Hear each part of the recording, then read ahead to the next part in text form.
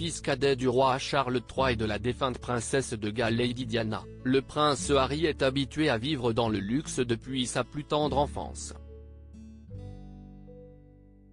Ayant adopté un niveau de vie très élevé tout au long de son existence, le compagnon de Meghan Markle a pris un gros risque au moment où il a choisi de quitter la famille royale britannique avec son épouse et ses enfants il y a quelques années. Pour rappel, le couple a déménagé du Royaume-Uni pour se rendre aux États-Unis, et plus particulièrement en Californie.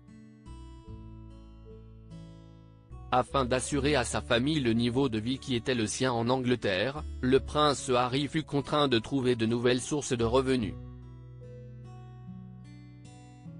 Il a ainsi monté sa propre société de production avec son épouse, qui a signé des contrats en or avec Spotify et Netflix. De plus, le prince Harry a écrit ses mémoires dans un livre, baptisé Le Suppléant, qui a battu des records de vente depuis son lancement en librairie le 10 janvier 2023.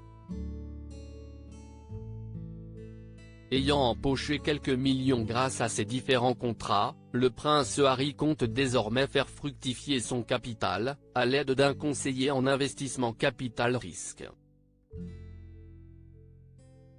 En parallèle, le frère du prince William a également investi son argent dans certaines sociétés, et donne aussi parfois des conférences pour lesquelles il est assez bien rémunéré.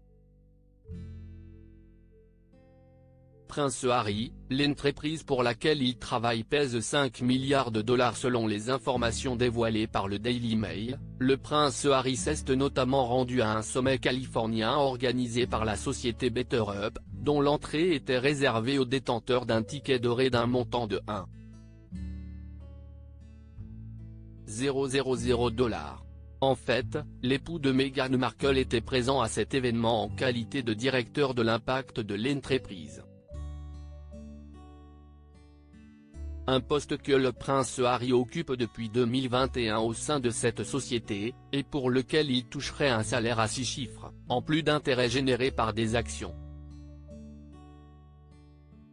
Le tabloïd britannique précise par ailleurs que l'entreprise BetterUp pèse actuellement pas moins de 5 milliards de dollars.